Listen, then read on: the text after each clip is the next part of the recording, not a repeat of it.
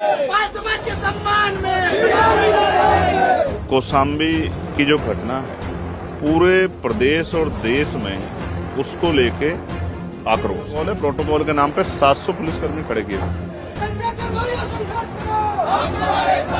यहाँ से न्याय नहीं मिलेगा तो पार्लियामेंट के भी जो है दरवाजे हिला के रख दूंगा उस बेटी के सम्मान के लिए। ऐसा लगता है कि सच को छिपाने के लिए मुझे वहां जाने से रोका जाता है। पटेल हो, साहू हो, यादव हो, लोधी हो, जो भी कथा करने गया है इसी आधार पे अपमानित करके चोटी काटा गया और पेशाब से शुद्ध कराया गया। कर क्या रहे हैं वो? हमारा काम कर रहे हैं, हमारे महापुरुषों का या मनुवादियों का काम कर रहे हैं? पहले आप ये देखें, मनुवाद की विचारधारा पे नहीं जाएंगे, ये हमारा कॉन्सेप्ट क्लियर है। हम अपने संतों, गुरुओं, महापुरुषों के तीर्थस्थलों पे जाते हैं तो हम अंधविश्वास, पाखंडवाद, धर्मांधता को, कथा को इस तरह का बढ़ावा नहीं देना चाहते।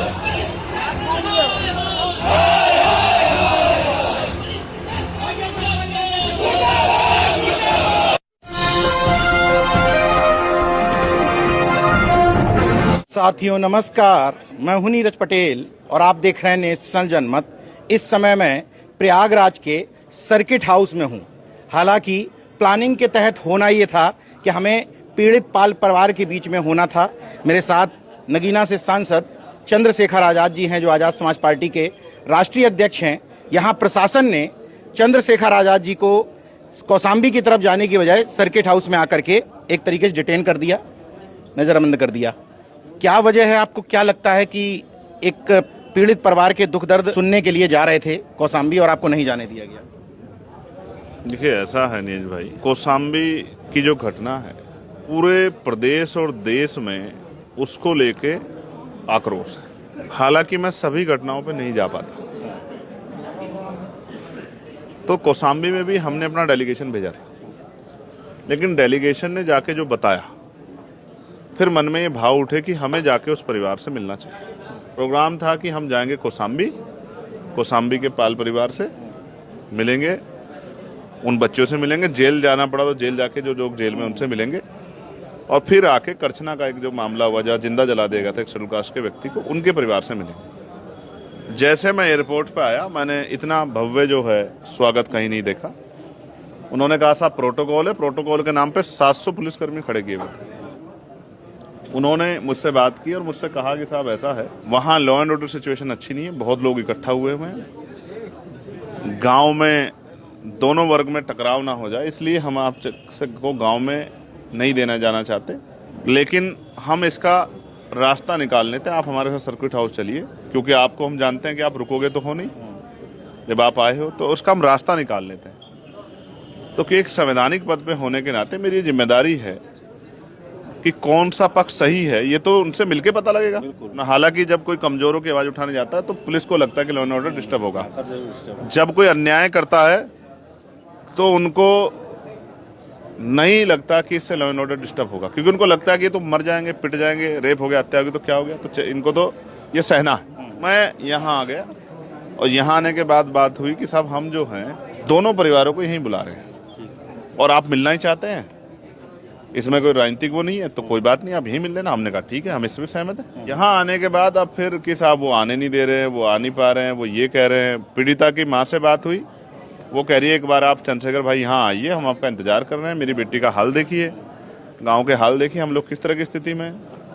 तो ये जो कंट्राडिक्शन है कि पुलिस कभी कहती है कि हम यहाँ बुला रहे हैं, कभी कहती है कि साहब वो आ नहीं रहे हैं, कभी कह रहे हैं कि वो मना कर रहे हैं, कभी कहते हैं किसी बड़े नेता का नाम कि उन्होंने उनको कह दिया वो ना आए, लेकिन उस परिवार को सुन के मुझे ऐसा लगा कि वो चाहता है कि मैं वहाँ आऊँ।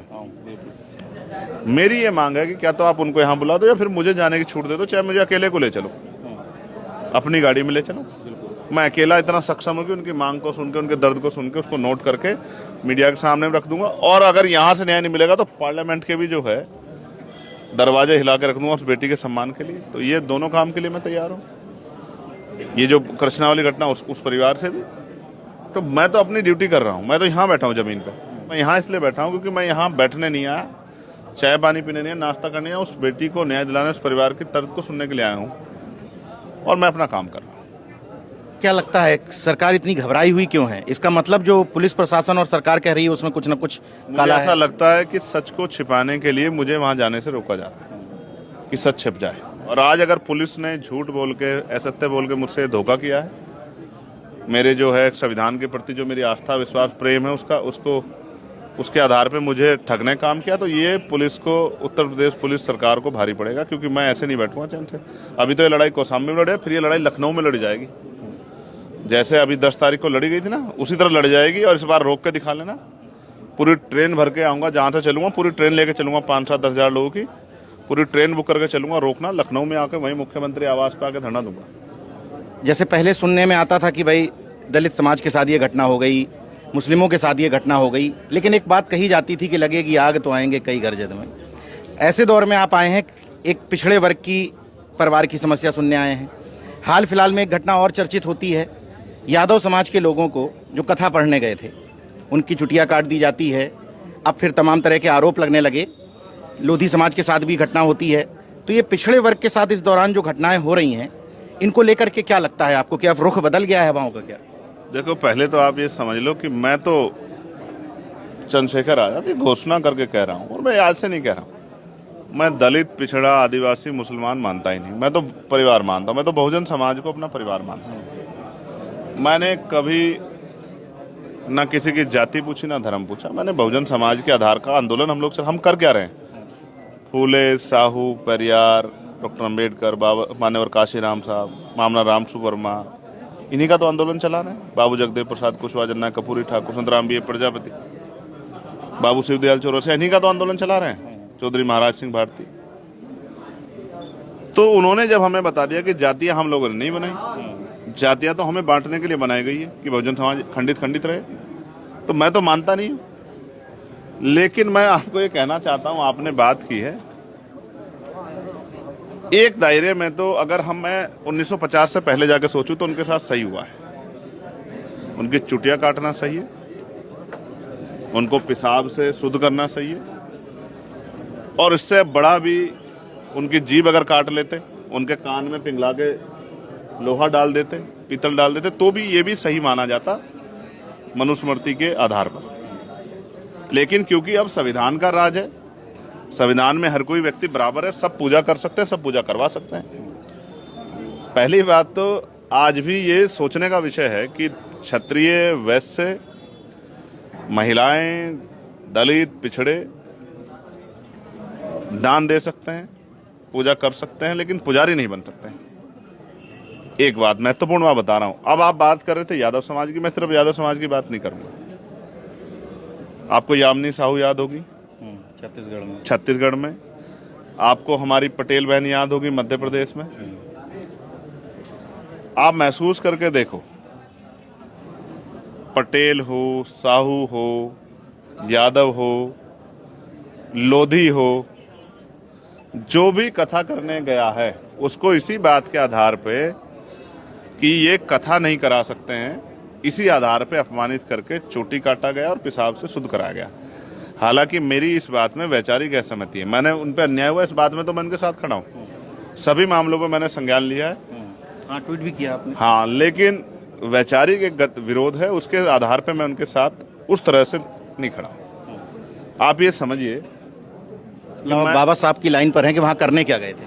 पहली बात यह कि वो कर क्या रहे हैं, वो हमारा काम कर रहे हैं, हमारे महापुरुषों का या मनुवादियों का काम कर रहे हैं। पहले आप ये देखो, कथा करके समाज को अंधविश्वास, पाखंडवाद में, धर्मांता में डालना, उनसे वैज्ञानिक दृष्टिकोण छीनना, शिक्षा से बड़ा कथा को बता के जो है, जैसे एक ने कोई सुन रहा था कि एक बाबा जी ने कहा आपका बच्चा पढ़ता ना हो तो जाओ इस धार्मिक स्थल पे, इस धार्मिक स्थल के चिन्ह पर शहद लगा दो, बेलपत्री लगा दो तो पास हो जाएगा। आप ये समझो वो क्या कर रहे हैं, वो अपना घर परिवार चलाने के लिए, बेरोजगारी भी है तो उनको लगा ये भी रोजगार है, जैसे और लोग कर रहे हैं तो हम भी कर लेते हैं। तो आप ये समझो, उनको मैं क्या कहूँ, उनको सम्मानित करो ढोलक देके, या उनको किया तो है एक नेताजी, वो ठीक है, या उनको लाखों रुपए दे कहूँ कि और एक ढोलक खरीद लो, औरों को भी खरीदवा दो और लोगों को ढोलक बजाना सिखाओ। जब तक तो ढोलक हम लोग जबरदस्ती बजाते थे, अभी भी उत्तराखंड में बजाते हैं, अभी भी पहाड़ में बजाते हैं। जो हमारे शेड्यूल कास्ट के जो जातियां हैं, जैसे जिनमें एक जाति है डोम, उन पे ये मजबूरी में उनके ऊपर थोपा गया कि शादी में, दुख में, परेशानियों में ढोल उनको ही बजाना है। एक घटना है, वहाँ एक प्रधान बन गए डोम जाति के व्यक्ति, तो प्रधान तो बन गए, लेकिन प्रधान बनने के बाद उनसे कहा गया कि जब शादी आएगी ढोल बजाओ, तो उन्होंने कहा साहब मैं प्रधान हूँ। तो कहा प्रधान तू बाद में, पहले तो डोम है। तो उसको पीटा गया, कहा इसको गांव से निकाल दो। आप ये समझो मैं जो आपको बता रहा हूँ कि ढोल बजाने का काम तो हम इतिहास में संविधान से पहले करते रहे। वो भी चाहते हैं हम ढोल ही बजाएं। वो कहाँ चाहते हैं हम डॉक्टर इंजीनियर IAS IPS वकील जज बने, पटवारी सेक्रेटरी बने? वो कहाँ चाहते हैं? और हम खुद ये काम कर रहे हैं, तो उनको मैं सम्मानित काहे को करूँ भाई? ठीक है, उनके साथ अन्याय हुआ, इस पर मैं उनके साथ खड़ा हूँ, लेकिन मैं उनको इस सम्मानित करके नहीं कहता। 2-2 ढोलक आप भी ले लो, कुछ पैसे ले लो और अपने बच्चों को भी और अड़ोसी पड़ोसी को भी ढोलक बजाए, ये नहीं मैं कह सकता हूँ। मैं तो उनको कहूँगा कि उस संविधान के आधार पर डॉक्टर इंजीनियर IAS IPS वकील जज बने, पटवारी सेक्रेटरी बने, अध्यापक बने, प्रोफेसर बने, साइंटिस्ट बने, पढ़ें पढ़ाएं, बाबा साहब के रास्ते पे चलें। पेरियार साहब को ही पढ़ लेते हैं। इसका मतलब आप ये कहना चाह रहे हैं कि जिन्होंने भी सम्मानित किया उन्होंने उस मनुवाद और सामंतवाद की लकीर को ही आगे लंबा किया है। जिसकी जैसी इच्छा, जिसकी जैसे विचार, जिसकी जैसी सोच, वो अपने अपने हिसाब से काम कर रहा है। मुझे उनसे भी कोई आपत्ति नहीं भाई, वो अपना काम कर रहे हैं और हम अपना काम कर रहे हैं। हमारे लिए राजनीति सेकेंडरी है, सामाजिक व्यवस्था में परिवर्तन प्रथम है, उनके लिए राजनीति प्रथम है। ठीक है, वो अपना काम कर रहे हैं, हम अपना काम कर रहे हैं, लेकिन हम मनुवाद की विचारधारा पे नहीं जाएंगे। ये हमारा कॉन्सेप्ट क्लियर है। हम अपने संतों, गुरुओं, महापुरुषों के तीर्थस्थलों पे जाते हैं, कुछ मांगने नहीं जाते।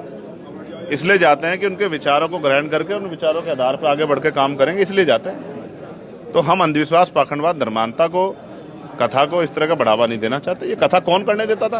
आप जानते हैं ना मनुस्मृति का सिद्धांत, मुंह जबान से मंत्रों का उच्चारण करो, जबान काट ली जाएगी, कान से सुन लोगे तो कान पिघला के जो है लोहा डाल दिया जाएगा। भूल गए क्या लोग हमारे दिन? आज हमारे लोग जो है कथावाचक हो रहे हैं। ठीक है, कहिए कथा।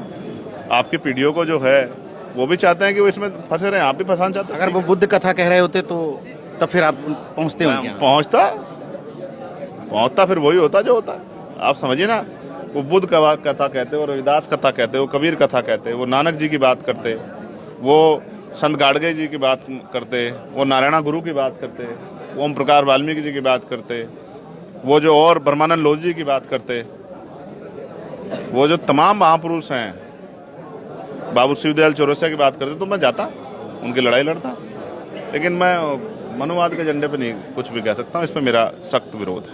अच्छा, जो इस दौर में लगातार पिछड़े वर्ग के साथ घटनाएं बढ़ी, इसमें पिछड़े वर्ग के जो लोग हैं आज भी उसी गुलामी में, उसी मानसिकता में उलझे हुए हैं, उनको क्या संदेश देना? यही हमारी सबसे बड़ी कमजोरी है। हम अगर इस देश में पिछलग्गू बने हुए हैं तो अपने अज्ञानता के आधार पर बने हुए हैं। हम अपने महापुरुषों की बात नहीं मानते, उनके विचारों पर नहीं चलते। जितने हम अपने उनकी बात मानेंगे, उनके विचारों चलेंगे, कोई नहीं हटा सकता हमें पीछे। और लोकतंत्र में तो जिनका संख्या होती है उनका राज होता है। तो इतनी संख्या होने के बाद भी अगर हम पावर में नहीं हैं और जूते खा रहे हैं तो इसके जिम्मेदार हम स्वयं हैं, कि कोई और नहीं। अच्छा, एक घटना का जिक्र कर लेते हैं। चूंकि आप जहां बैठे हैं बगल फतेहपुर में एक पटेल समाज के व्यक्ति को पीट कर मार दिया जाता है, सिर्फ इस वजह से कि वो अपने घर के बाहर CCTV कैमरे लगा लिए थे। तो वो इस समाज की बात इसलिए जरूरी है क्योंकि वो दावा करता है कि 42 विधायक हैं, हमारे 10 सांसद हैं। 42 के 42 जाकर न्याय दिला दो, उसको मान जाए हम भी। 42 नहीं, 420 भी होते तो 420 वाला ही काम होता, ठगाई जाता समाज। मैं आपको फिर ये कह रहा हूँ, उनकी पार्टियों ने उनके ऊपर जिस तरह के विचार थोपे हैं, जिस तरह की बंदिशें लगाई हैं, वो अपने समाज का हित के लिए आवाज़ नहीं उठा सकते। 69 शिक्षक भर्ती के बच्चे धक्के खाते घूम रहे हैं। पिछड़ा उप मुख्यमंत्री, पिछड़े समाज से मंत्री सेंटर में, और तमाम जो है और कई पिछड़े जो है अब अच्छे पदों में मंत्री, और फिर भी 20,000 पदों पर लूट होगी और किसी की हिम्मत नहीं है कि उन बच्चों को न्याय दिलाए। ये है, बस यही आप समझिए। बात जात की नहीं है, बात है समाज और पार्टी में से चयन करने की। जिन्होंने पार्टी चयन की है वो समाज की लड़ाई लड़ सकते हैं।